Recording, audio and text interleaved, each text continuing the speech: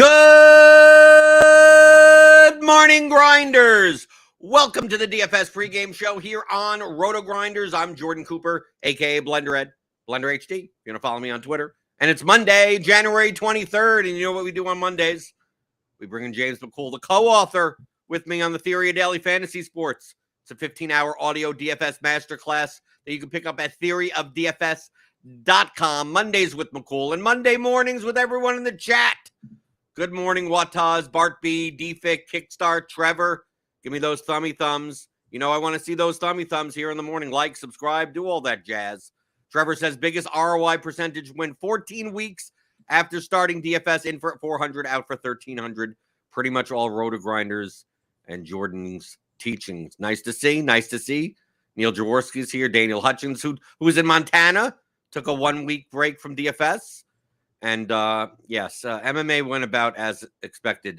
James, did you see what happened with DK MMA over the weekend? Yeah, this is the new norm.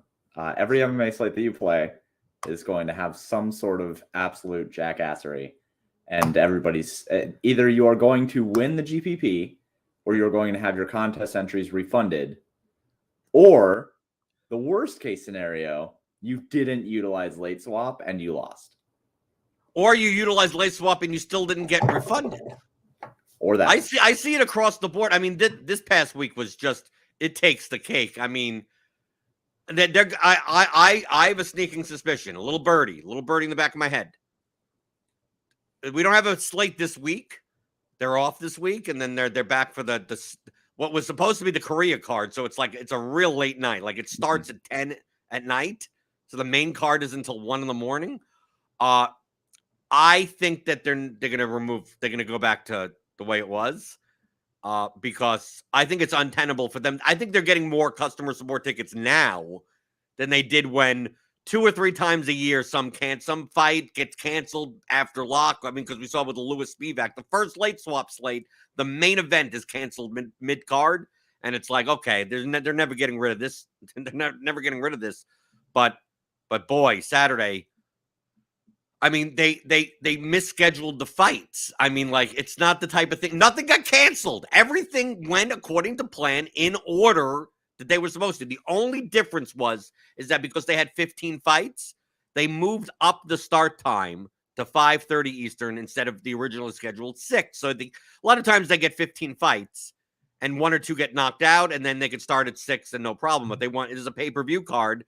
They need to make sure a pay-per-view starts on time. So they made it 5:30. So which means Draftkings, the janitor, I don't know who's in charge, some low-level person, had to change the times, and they didn't change them correctly. And they put the Jalton Almeida fight, which was the featured prelim that was supposed to be scheduled. It would start fighting at like 8:35. It was supposed to, that would have been an 8:20 lock. They put it at 7:40. That fight was at 7:40, not 8:20. So like, you literally, Almeida put up 125 points, and you could have swapped to him or off of, you could have put him in your lineup if you wanted to. But if you did any of that shenanigans according to their rules, your entry would be voided and refunded, which then creates a complete metagame of like anyone that took advantage and said, oh, I'm going to jam in this 125 fighter, voided, refunded, right? Yep.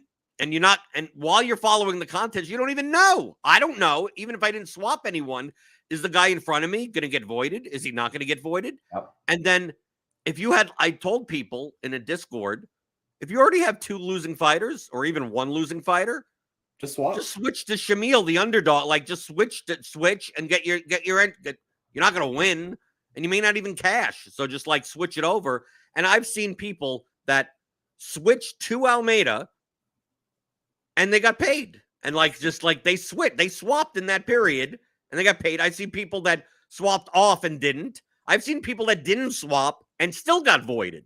Like they didn't make any swaps, and one of their entry fees was voided. They expected to be voided, but all of them were. It was a mess. And then after that, it didn't end up taking place because they fixed it in time. They set the entire main card in reverse order from time to the times. So I'm looking at that going, okay, so we're going to know the Craig the Craig Bonfim fight or whatever, whoever he was facing, Walker, like 2 hours before it locks. Like, and the main event is going to lock immediately, even though it's not on for another 2 hours. And it was now, fortunately for me, I kept on having winning fighters in my lineup, so I never swapped at all. I made $5,000 in the process, so like I'm cool, right? I'm cool. I didn't have to swap anywhere because I got to the point where it's like, oh, you could take out Almeida. It's like, no, I don't have a losing fighter in any of my lineups. Like, why am I? I'm not swapping. Get out of here. I don't need the refunds because I only played 8 lineups because of this late swap garbage. So maybe they get rid of late swaps so we don't have to deal, because it's impossible. James, imagine playing a small field contest. I saw someone on Twitter, big MMA player, plays the high stake stuff, like the high stake, like not the 555 like I do, but like a 14-man $2,000 contest. And how do you do any type of swaps when you're not sure which lineups are valid or not? And how do you know if you do swap that your lineup isn't going to get voided accidentally? And then you also have the 150 max players that if you're going to go and use like a late swap tool like in lineup HQ, imagine trying to swap all your lineups when if you swap any of your Almeida lineups, right? Like because it's unlocked, but right? Because it's like it's not going to be like what happens if you could accidentally void 70 of your lineups, even though like you want to lock that guy in, but you can't because the time is incorrect. It's like, dude, this is, I mean, we saw this coming. This is the 6th late swap slate. They've already screwed up half of them. I just, 2 things. First off, from what it sounds like, there's some poor customer service representatives that are having to go through and void these contests one by one because they don't have a tool or like a way to go through and void these contests, which is why some people are getting paid out on these Almeida swaps and some people are not getting paid out, and et cetera, et cetera, et cetera, right? So not only did they take it so they introduced late swap to try to reduce the man hours that they're spending on customer service, and now these customer service people are having to go one by one out of lineups and correct the ones that are making these late swaps. So that, 1, they completely nullified what they were trying to do. 2, I can't figure out whenever I see these massive companies do something this stupid and this like profoundly stupid and this very clearly dumb thing where it's like we see all the data, we know what's happening, like we see all of this information, and yet they still make the wrong choice when every single rational person is like, yeah, that's the wrong choice. And they're like, we think we know better than you. And Jason Robbins is over here swimming in NFTs and pictures of frogs with hats and trying. The conspiracy that I have is that he's killing the MMA product so that he can make Rainmakers the only MMA product and make it so that it actually matters, because everybody knows that they're not playing Rainmakers unless, like, 1, you have so much money that you can get in on it, or 2, the MMA product is dead, so you have to get in on it. It's just, all of it is just so stupid. All of it is so bad. And I don't know how they make these decisions. I just don't know. I know how they make the decisions. That's what upsets me. I know exactly how they make it. No, because you have talked to them and you have done, like, yeah, I know. And I just, it doesn't surprise me. Like Daniel Hutchings in chat says it would have cost them less if they never added late swap and simply refunded people on the entries that had the rare canceled fight. Oh, you have a canceled fighter?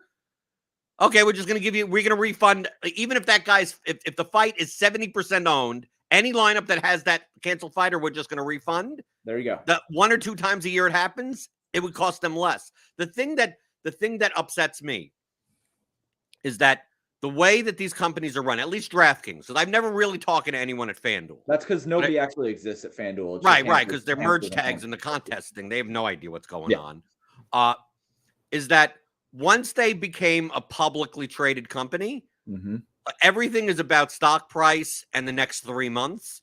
So development time, as far as how they innovate their products or change what they have, is all based around a cost benefit analysis. That's all it is. So any developer, any part of their development team, their operations team is like, oh, we could make the contest better if we did X. They have to present some financial reason on why in the next 3 months, not the next 3 years, not this will make our product better so that 5 years from now, it's going to have this slow growth that people more want to play. It's like, no, how is this going to make us more money in the next 3 months? And most of the time you can't justify that. Or how does it save us money? And one of the things when a canceled fight happens in MMA is that customer service gets a ton of like, oh, complaints, right? Oh, my fight got canceled, blah, blah, blah. You know, the same thing for injured players in NBA. I mean, you're going to get those tickets no matter what. So they got to a certain point where canceled fights, you know, it happened like 3 or 4 times this year, and they want to reduce the amount of customer support. So they're like, okay, let's introduce late swap. We'll put the times. They'll lock way earlier than the fight is scheduled.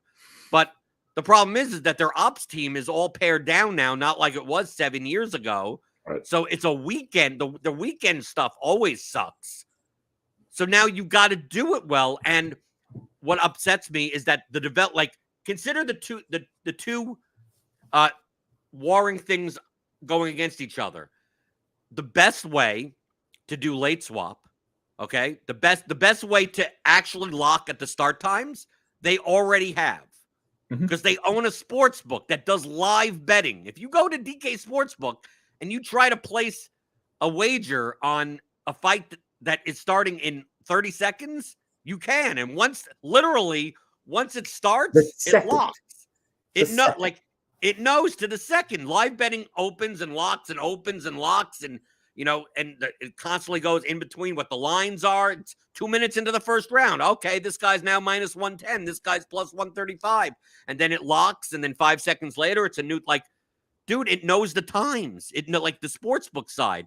Obviously, the sportsbook platform, from a development standpoint, doesn't interact with the DFS platform. So they would need to code something so they could grab that information and have it update the DFS stuff. But there's the catch-22. In order to get the development time in order to code that, you have to provide a financial reason on why that development 50 hours. No. Hold on. No. Because I code. Because like I know how hard it would be to connect this. And I know that DraftKings has a very well-written API. Like they actually do maintain a very strong, well-written API. And the DraftKings Sportsbook also, because I hit both of them every single day, provides a very well-written API endpoint. So even if you are correct in saying that there has to be a financial benefit to making that connection, it's not that connection that they have to speak the financial benefit to. That connection should have been a part of their plan when they were implementing late swap into MMA. So if they made the decision on implementing late swap in MMA as a financial thing, and they were like, yeah, let's go ahead and go through with this, somebody in the room should have just been like, we should connect to the sportsbook and get the start times, right? And then somebody else in the room would have had to say, eating a donut and drinking whatever stupid Starbucks coffee they have. No, it's okay. It's okay. Don't worry about that. We got Jim. Jim can, yeah, exactly. Jim can just handle it. He can just write in the times, with a pencil or whatever. It's fine. And then whoever this person, but they can't even write in the times right. Like people, no, I know, but that's my point. People were saying about the main card being flipped. It's like, dude, you could Google that information to know what the order of the card is, and then someone pointed out they could go to their own goddamn sports book and say, right. I mean, like they don't have to leave the building. It's like it's literally you have a sports book that has the times of all the fights. It doesn't make any sense. And the code to write that, Jordan, it wouldn't take 50 hours. It would take maybe for an intermediate level coder 10 hours to connect these endpoints. It's not hard, man. And these people have good, talented coders. They have good, talented writers. It's so infuriatingly stupid from every single angle that it's so hard to even talk through how bad it is. Right, because we talked through when they implemented late swap about why it's a benefit for sharp players, because it's not about when fights get canceled. It's about optimizing your lineups therefore afterwards. So like this is bad for casual players that are using it just the once or twice a year it happens, that type of stuff.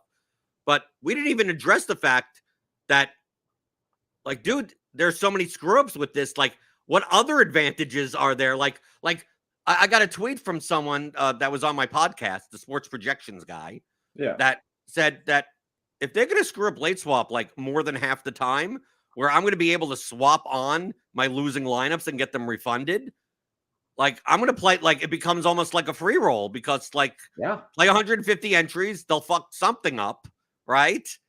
And then you swap out all your losing and you go, okay, I'm going to get 25% of my lineups that would have probably not cashed. I'm going to get voided, but we obviously see that that's not even consistent. They have their customer service people.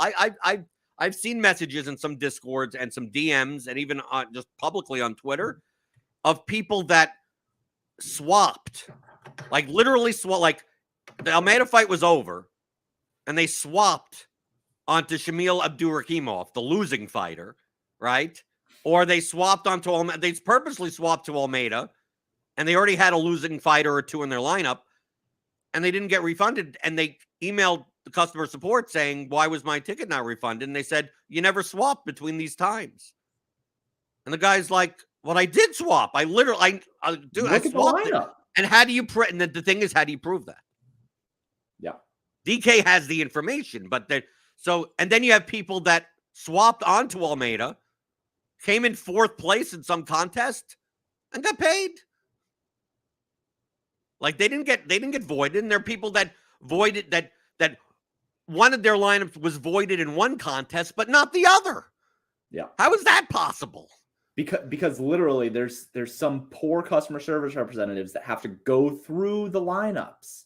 They didn't plan to have to do this. They didn't have something in place to refund things that had to deal with late swapped fighters. Like they didn't have anything in place. Granted, again, here we go. All it takes is a programmer 6 hours to put something together that goes through and voids all the contests, but like, or voids all the lineups with X fighter or without X fighter or whatever, right? Like it's not hard to put something together that does it, but they're not allocating resources to that for whatever reason. It feels like, and I am the king of hating on FanDuel, like literally the king of hating on FanDuel at this point. I've made memes, and DraftKings, while I think the DraftKings customer service is better and their product is better, the way that they go about fixing the problems that get introduced to their product is probably worse than FanDuel.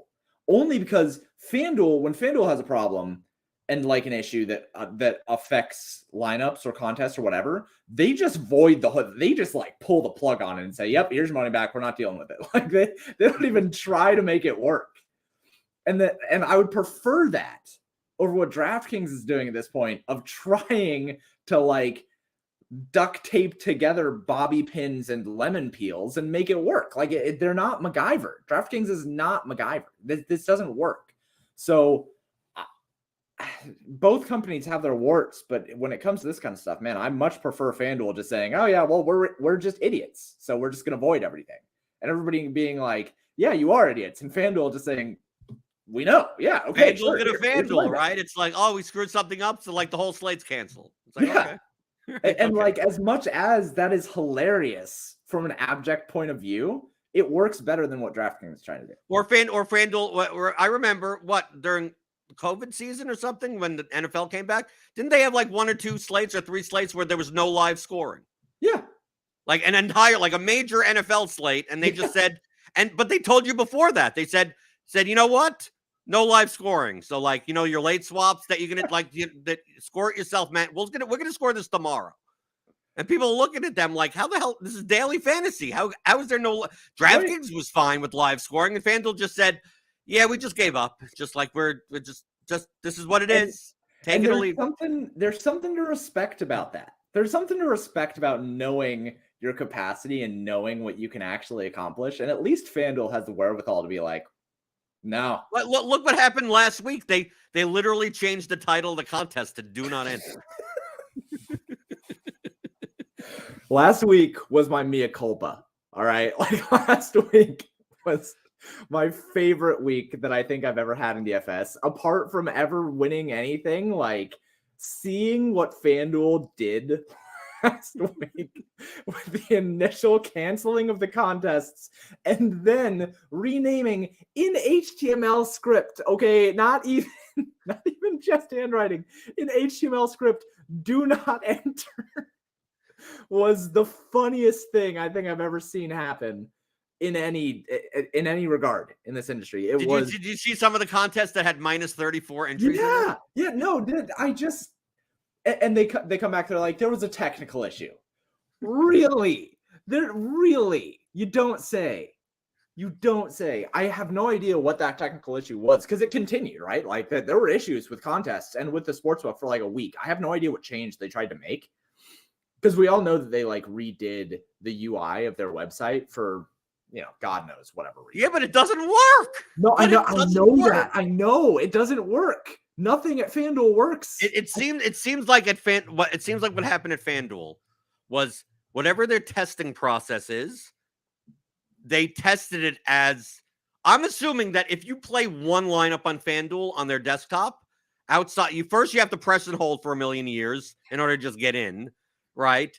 And once you do and make one lineup, like, you're probably fine on the desktop. Now the app works fine for me, but if you're someone that builds like 50 lineups, 100 lineups, like you can't, like I'm being serious. You can't. I know. You just literally, you can't even type the number. I mean, like, you literally can't even type the number in. I know. Your screen freezes. Like, dude, I've tried it. I'm like, I just want to see people are complaining. Let me go to the desktop site. Let me, okay, I have to match where all the squirrels are in these 9 photos. And I need to, okay, which one has a stop sign in it? Then I have to press and hold just to get in. Then once I get in, I'm like, okay, I want to enter this contest 150 times. And I go to type 150 and it freezes. Yeah. No, it literally doesn't work. How is this a company? You want to know what the absolute beautiful irony of all of that is? You can actually enter 150 lineups easier using a web scraping software than doing it as a human. Right, to push the button, just push the button. You could do it that way. If I was going to click 1, 2, 3 on just a single entry button, then it would go through. But I couldn't type into any of the boxes. How could I not type into any of the boxes? Dude, I legit, I have no idea how that company is still above water. I legit do not understand. Yeah, their sportsbook has a big market share. That's why. Yeah, 51%. Right. But like, just get rid of the DFS side then.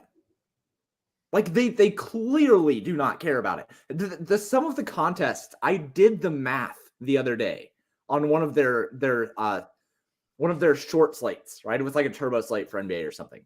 They had 4 contests available, $27 total in entry fees could be added into these contests. There was like a 50-cent contest, a $1 contest, a $5 contest, and $9 contest.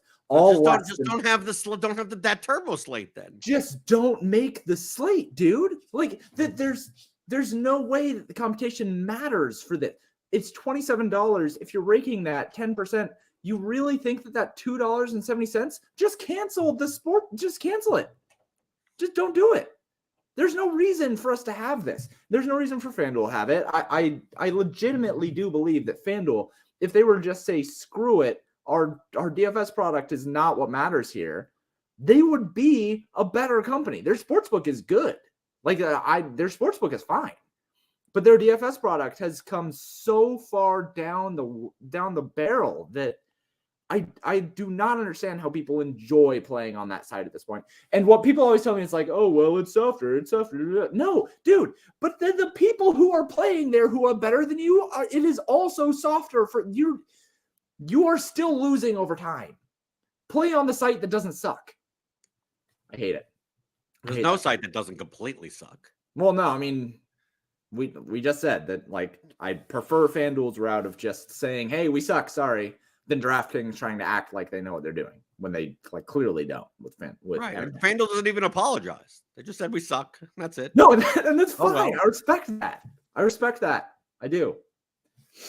But Daniel Hutchins says about the MMA stuff, it's like any lineup DK lets you create should be valid, even if they screw up. And if it costs other people money, they should reimburse them. It's just a terrible customer experience to allow someone to make a change that voids their lineup. That's correct. Right. It's absolutely correct. Right. It's that shouldn't be on the user. I mean, that's what happened. The card before the break with Ismagulov or whatever, like that fight that was unlocked for you to put it, like they at a very similar situation, not as bad as this one. If you didn't like, dude, there are people that may not realize that that fight was available to unlock or not, and they could have, maybe you just did it and it's like, oh, okay, I could put this guy in instead of that guy. And then next thing you know, they're like, why does my lineup have 0 points? Right? And then you're going to get support tickets because you're not telling people. There's no warning on that, right? Because they're the ones screwing up. So like, someone did a comparison of the ownership of the original CSV from the slate and when it all got paid out. Almeida was like 40.9% owned in the large field GPP. At the end, at the final CSV, 37.5% owned.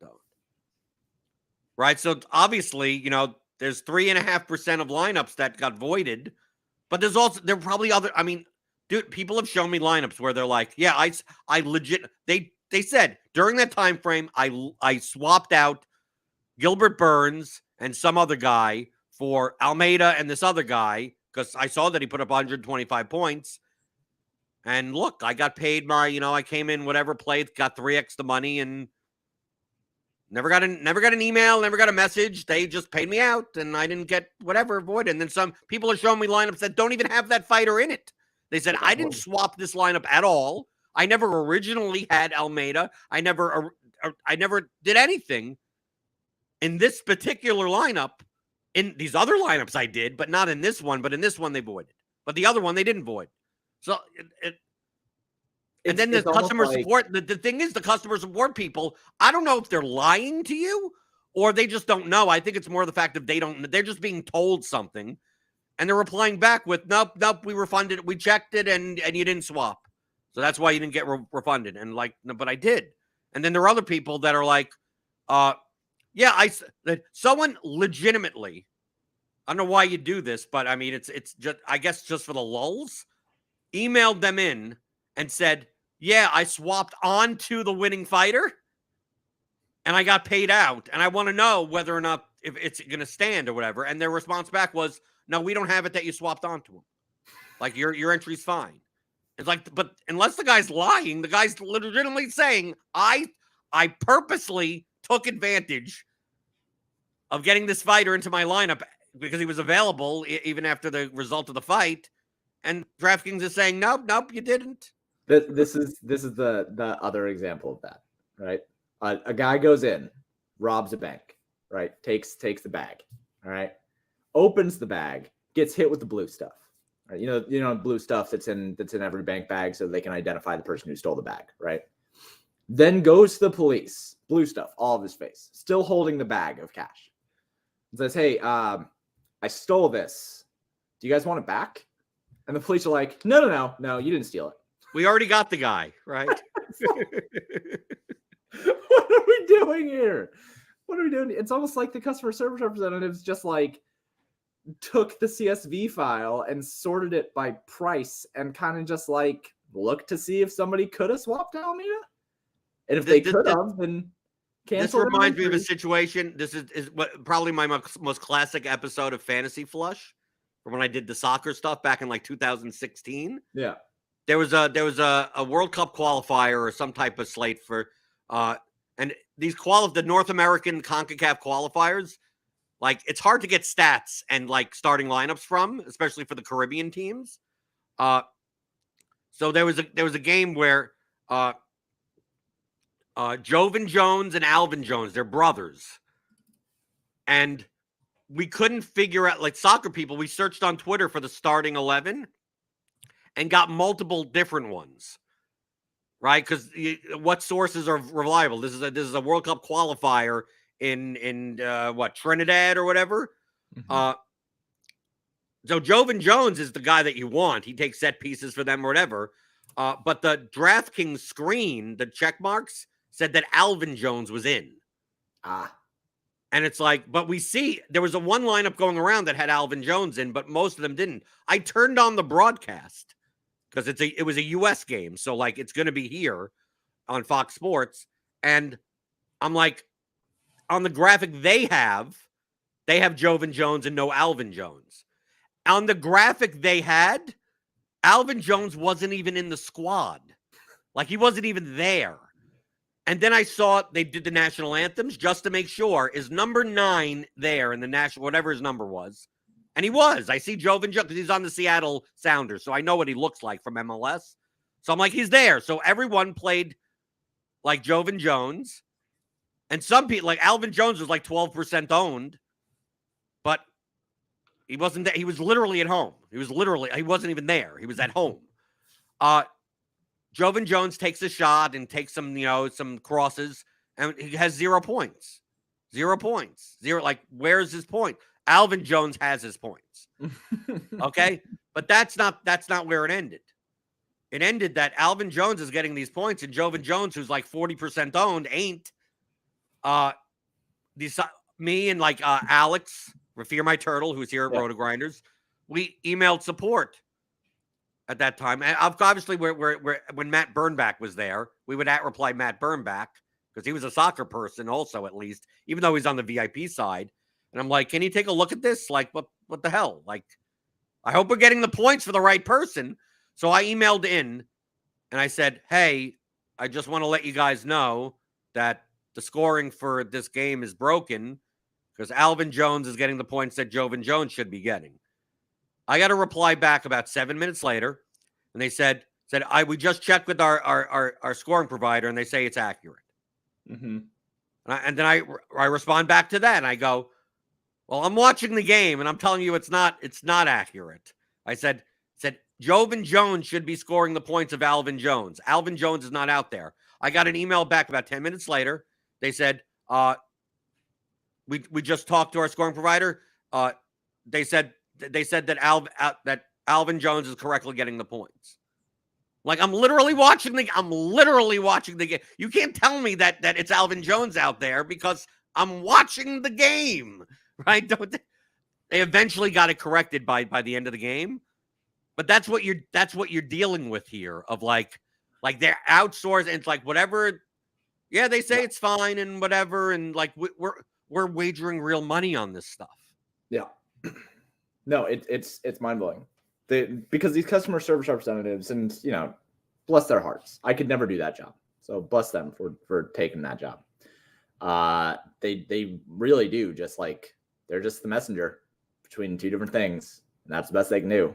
And responses like that make you want to literally light the entire place on fire and just burn it to the ground. Like what do I have to do to explain to you? Yes, I know that you're asking someone else. I get it. I'm not angry with you. Yeah.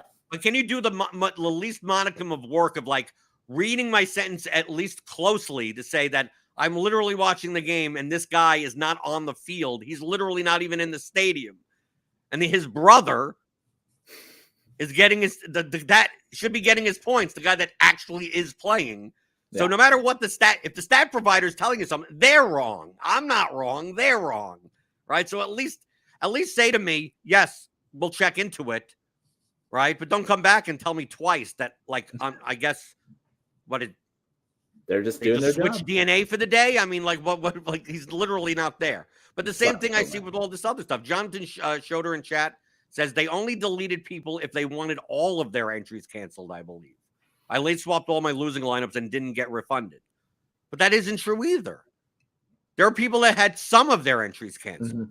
And there are some people ones that had there are some that had all of their entries canceled. There are some that swapped all of their lineups and they all stood, even though they took advantage of it. So it's not consistent. Like what happened on Saturday was just not consistent. Yep. At all. I mean, and that's all you can really ask is that it be consistent. Right. In situations like that. That's all you can. And if they were FanDuel, they just say, Yeah, we're just going to refund the entire slate Yeah. no matter what and not pay out any winner. It just basically we're just going to void the whole slate and act like it didn't happen. Yep. And people that are like, well, what happens if I had winning lineups? So they go, nope, sorry. We're just going to, doesn't matter. It's the middle of the slate, whatever. We're just refunding everyone and forgetting like today ever happened. That's what FanDuel could have done. What DraftKings should have done, truthfully, that their button that they've pressed plenty of times is, to me, the best solution to a screw up is to don't void any lineups. Dude, we screwed up. If you want to put an Almeida in your lineup and get 125 points, go ahead and do it if you want to do it. But what we're going to do is that anyone that lost money on this slate, we're going to make whole. So if you won, you won. Even if you won with an unfair advantage, you won. Yep. But no one could possibly lose. So if you played $500 worth of entries and you got back $300, we'll credit you with another $200 to make you whole. Now, if you made $200, you get to keep the $200, right? It is what it is. Like, they've done that before. To me, that cost them the most, right? But it makes I don't see how you could not be happy with that solution of like getting basically for this slate, everyone got a free roll. So if you're going to complain like, oh, well, people could have cheated and got it ahead. It's like, dude, this contest was completely free. You had zero risk. And you could have cheated and gotten ahead too. Right. And you could have cheated too. Yeah. Right. If you wanted to. At that point, it's not cheating. At that point, it's just exploiting the rules. Yeah, this whole debacle is just ridiculous. And we could spend literally multiple episodes just talking about how stupid it is. Jonathan Schroeder asked me about reaching out to my host. I didn't get refunded. By the way, I didn't get refunded because I didn't swap. Yeah, you didn't swap. Yeah, you said that at the beginning. I didn't if I had losing fighters in my lineup, I would have, but I didn't. I mean, I was doing well. I mean, like I had Marcos who won. I had Ismail Bonefin. Like I had good lineups. I mean, so like I had no reason to swap. I'm looking for first place at this point, so there's no reason for me to. If I had Almeida in my lineup, he was already in there. Yeah, I didn't swap because I don't suck. So yeah, I mean, I didn't need to be refunded. But I did reach out to my host, my VIP host, for whatever credit. I mean, I barely talk to them, and they don't give me anything. It's like, what does it matter? This is what I'm transparent. There's no reason to hide this or anything like that. So I reached out on Saturday night only because other high volume players were reaching out to me saying, contact your host, just complain, send in some, like basically another high volume player said, I think they may turn their backs on the MMA late swap. I think they're in the midst of doing that. So complain harder. So I'm like, okay, so I'll reach out to my VIP host, right? And I messaged him because you get the text message these people when you're at Onyx. I hope this is the final straw on MMA late swap. Every week there seems to be a screw up with times, and it makes it nearly impossible to play or simply enjoy watching the card when I could never tell if my lineups will be voided or not. I've only been playing 6 to 8 lineups since the change when I used to play 50 to 100, no problem. I know a lot of high volume players feel the same, and many I know have stopped playing MMA because of it. And the response back that I got from him was, hey, Jordan, I totally get it, man. And I know that we're going to have some serious internal discussions this week about MMA late swap because a lot of people aren't happy, both as players and internally. We will have more info later this week on any updates. Yeah, I believe that. I know we were going to talk about the lineup simulator today, but I guess we're not going to get to that. But sometimes you're here every Monday, so when some big thing in the industry happens, we'll always talk about it. Also, I've been showing up the lineup simulator last week as it is. I just thought maybe get more of your thoughts since you created the tool. There's no point in using the lineup simulation when you don't know what lineups are going to be voided or not in your contest. Right. And regarding that, I'm building out hopefully the tool this week to be able to simulate entire portfolios as well. So we'll be able to talk through that. So are you gonna? Is that going to be a new tool in Theory DFS, or going to be inside of like the lineups like that? Is that going to be like how are you going to work that out? I'm going to build out an app for it. It'll go up on Paydirt for the time being, obviously, because so it's going to be a web app. So this is not part of Theory DFS.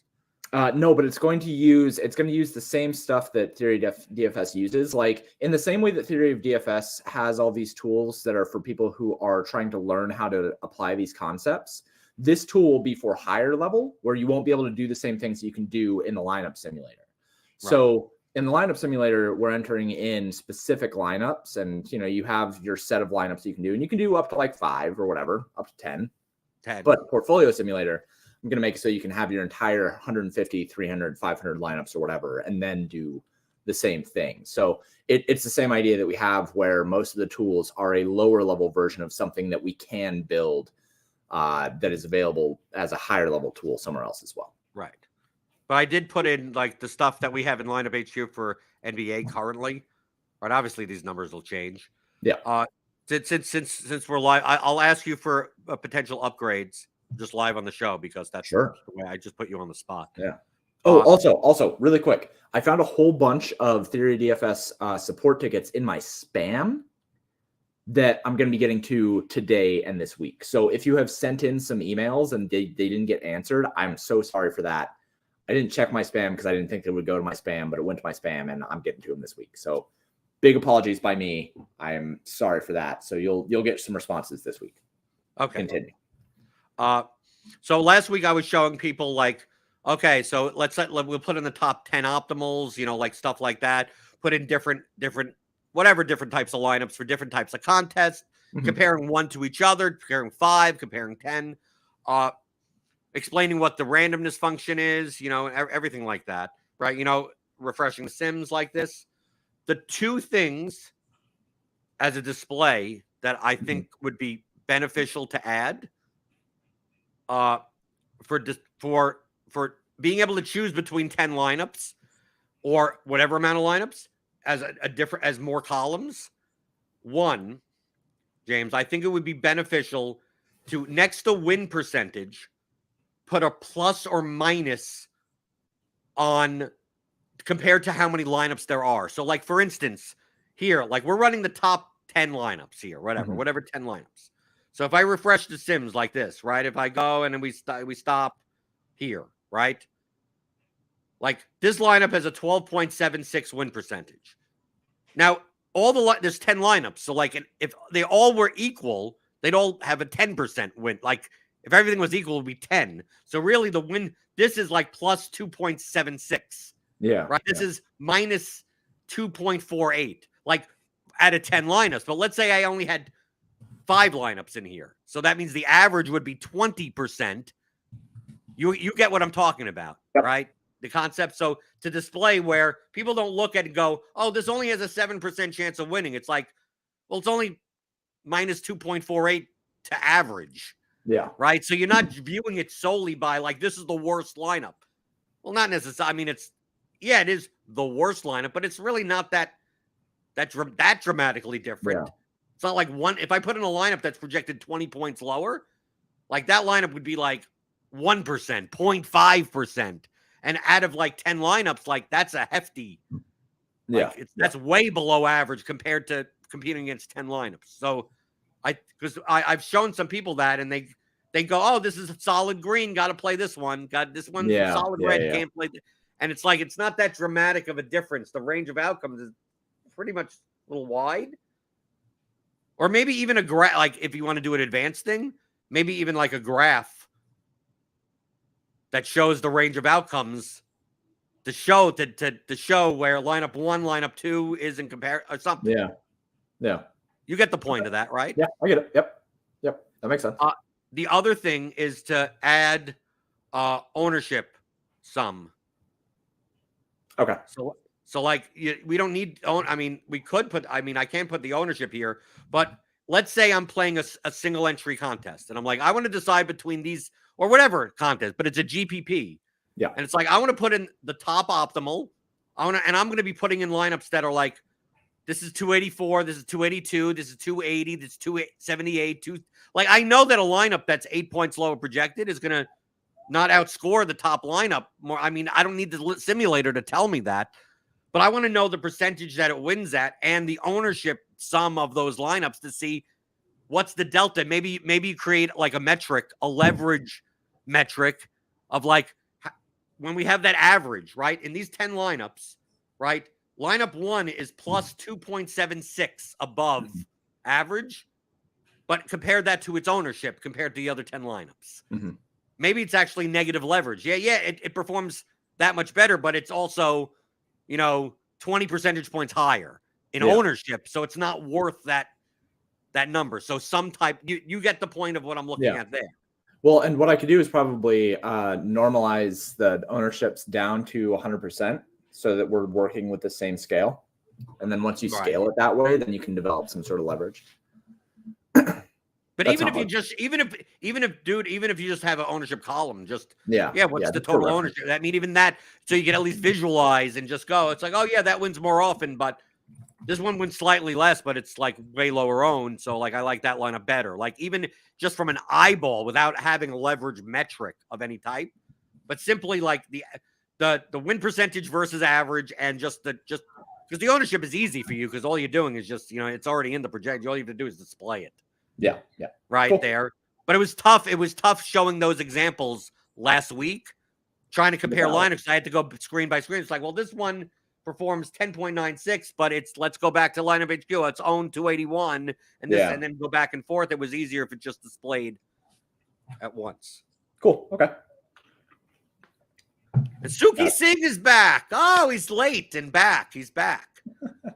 Suki Singh's been gone for like a week or two. Wow. Right? Even Watta's his best friend, the early birds, the best friends. They're welcome back. We were getting concerned. Right. Suki's now he's in his vacation home now. Or her. I don't know. It could be a her. So it's a time zone difference of 10 hours. So no DFS for me. Okay. So Suki's here. Suki's late. It's fine. It's fine. Theory of DFS for advanced players includes this lineup simulation tool. All you have to do is plug in the projections from RotoGrinders. It's very easy. If you could cut and paste, you could use these tools, right? James, is there any tool that you need anything else other than cutting, pasting, and pressing buttons on an Excel or a little drop downs, or is there anything technical? I get how many times I get DMs of like, I love your tools, but I don't use Excel. I'm not a computer person. And I have to basically kind of just say, like, dude, do you know how to cut and paste? Yes. Do you know how to click buttons? Yes. Then do you have Excel? Do you have Excel as a program? Yeah, I have the Microsoft Office, whatever. Then it should work, right? Yeah. So I don't think there's any tool that is not pretty much that straightforward. Hilariously, the most complicated tools are actually the lineup creation tools. And actually, lineup HQ may actually be more complicated than the Excel tools. Yeah. And only because I have to use Solver to do those rather than actually coding it myself. So that's the only reason why. Trevor's asking Suki in chat. So how long do I have to play DFS before I get my own vacation home? I would also like to know that question. Yeah, I would like to know that question also. For a while. Okay, James, people can find you paydirt_DFS on Twitter. Paydirt_DFS. You can find all of my stats and models and everything like that over at paydirtdfs.com. I am building out a whole bunch of really cool simulation tools. Like I said, hoping to have a portfolio simulation tool up for free for you guys to try out in the next week or so. I know Jordan's pretty excited about it, so you guys should be excited about it too. And yeah, just excited for baseball to get here soon. 32 days until spring training. Yeah, but 60 days till the first slate. So that's 67. You know when I find out what pitchers pitch for what team and what batters are and everything. The first slate, I get it. The day of the first slate, I go, oh, okay, that guy's on that team. Oh, okay. Yeah. Also, if you're a RotoGrinders premium member, I'm doing a coaching session on Zoom in the Blenders Game Theory channel in our Discord. So get RotoGrinders premium. You get all the projections, you get all the premium content, you get all the everything. Lineup HQ. The whole gamut of stuff. Click on the link in the description. Get $10 off your first month. And join the Discord. I have my own channel. You can talk to me anytime. Right? Blenders Game Theory. And 2 or 3 times a month, I do these Zoom coaching calls where a whole bunch of us get on Zoom and talk about whatever, basically whatever you want to talk about. Share your screen. Anything you want. You get personalized help on anything, any sport, any process, any question. There's no stupid questions. Well, there's some, but I mean, I put up with more probably in those calls. So join the Discord. We're having one today at 4:00 Eastern in the afternoon. You'll see a link in the Discord channel and a little form to fill out if you want to come on video and audio. So join today. Get Theory. The perfect combination is a RotoGrinder subscription and Theory of DFS for advanced players. You get that combination, and you pretty much have what I play with. So like, what more do you need? What more do you need other than FanDuel and DraftKings actually operating competently? Like that's probably what you need the most, right? If all of FanDuel's contests were do not enter, I don't know how. It doesn't matter what lineups you make. It's not going to run. And on DraftKings, like if all the times are screwed up, what does it matter? You don't know. Maybe you voided. Maybe you win $1 million. Who knows? You're never going to know. And support's not going to know either. So it doesn't even matter. And Trevor, just to answer that last question, yes, I prefer baseball over all other sports. It's the best DFS sport. Nobody can change my mind on that. Okie doke. So get those questions in. If you want your question answered on the show, I kind of pool them together and talk about topics every day. We don't have an MMA slate this week, so Tuesday through Friday here. I'll be answering your questions. Submit them questions at theoryofdfs.com. And I'll be talking about DFS strategy, as always, here on the DFS pregame show on RotoGrinders.com.